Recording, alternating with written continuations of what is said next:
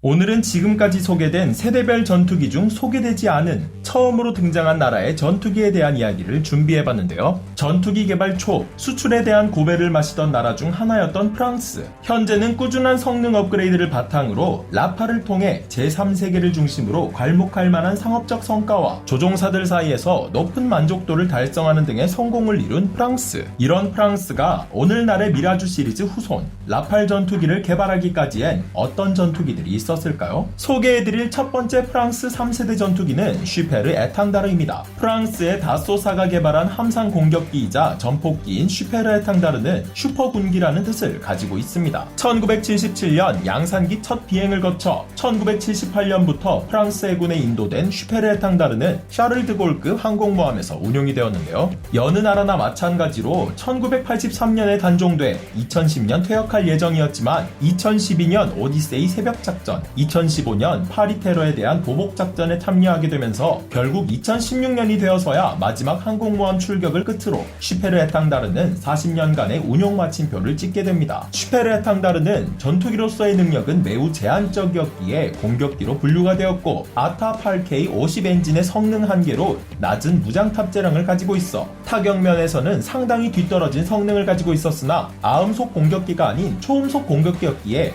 고속 성능이 가능해 빠른 퇴역을 피할 수 있었다고 하는데요. 하지만 고속 성능 이외의 장점이라곤 찾아볼 수가 없었다고 하네요. 그럼에도 불구하고 슈페르 에탕다르가 40년이나 운용될 수 있었던 이유는 마땅히 운용할 만한 자국산 함재기가 없었기 때문입니다. 그렇기에 프랑스는 외국 기종을 사들이려고 시도하였으나 자국 방산업계와 정치권의 반발로 인해 프랑스는 어쩔 수 없이 라팔이 나오기만을 기다릴 수밖에 없었다고 하는데요. 그래도 이 슈페르 에탕다르는 생각보다 실전에서 꽤 많은 전과를 올리기도 했습니다. 포클랜드 전쟁 당시 아르헨티나 해군에서 활약한 슈페르 에탕다르. 당시 영국과의 전쟁에 나선 아르헨티나는 슈페르 에탕다르 5대와 액조세 5발을 보유하고 있었는데 이 5대의 전투기와 5발의 미사일로 영국 해군의 42형 구축함 D-80 셰필드를 비롯한 전투함, 화물선을 격침하게 되면서 이 당시 아르헨티나는 전 세계의 셰필드 쇼크, 액조세 쇼크를 일으켰다고 합니다. 그 외에도 슈페르 에탕다르는 이란 이라크 전쟁,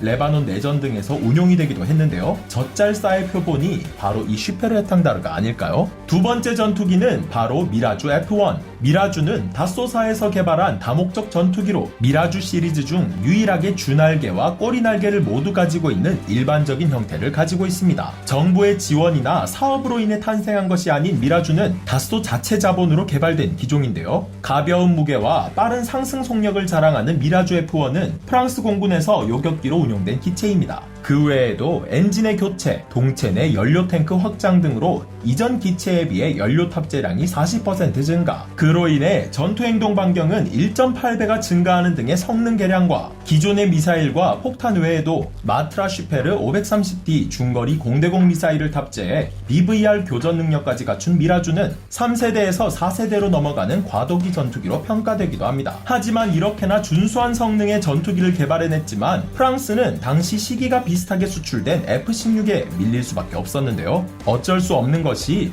미라주 F1은 F-16에 비해 개발 시기가 차이 났기 때문에 진보한 컨셉과 FBW 등의 신기술이 탑재된 F-16을 이길 수는 없었다고 합니다. 원하던 수출의 결과를 얻어낼 수는 없었지만 미라주 F1은 1974년 배치 이후 다양한 활약을 보였는데요. 1980년 아프리카에 최초로 전개한 이래로 지부티, 차드, 니제르 등 아프리카의 공군기지에 상시 배치, 리비아 차드 분쟁에서도 차드의 공군기지에 배치되어 요격, 폭격 임무 등에서 활약을 보이며 높은 기온과 모래바람이 부는 열악한 환경을 이겨내면서 높은 정비성과 신뢰성을 보여주게 됩니다. 그 외에도 이라크군 소속으로 걸프전 참여, 남아프리카 공화국군, 에콰도르 공군, 그리스 공군에서 활약한 미라주는 차근차근 여러 나라들의 인정을 받으면서 전투기 성능 개량을 이어나가는데요. 그러나 이게 무슨 운명의 장난일까요? F-16으로 인해 고배를 마신 미라주 F1은 시간이 지난 2010년대에 들어 프랑스에서 퇴역하며 수출국에서도 대부분 퇴역하는 수순을 밟아 역사 속으로 사라질 뻔했으나 F-16을 만든 나라 미국의 해군 항공대와 미 공군과의 계약을 통해 퇴역한 미라주 F1을 인수해 미군 전투기를 위한 가상 적재 전투기로 운용하게 된 것입니다. 결국 2030년대까지 하늘을 누비게 된 미라주 F1. 오늘은 프랑스의 3세대 전투기에 대해서 알아봤는데요. 프랑스 하면 딱 떠오르는 전투기가 라팔뿐이라 그 외의 다른 전투기에 대한 정보를 알지 못했는데 희대의 전투기 탄생 배경에는 이런 다양한 역사가 존재했다는 걸 알게 된 시간 같습니다. 여러분들이 알고 있는 3세대 프랑스 전투기, 이 전의 전투기엔 어떤 것들이 있나요?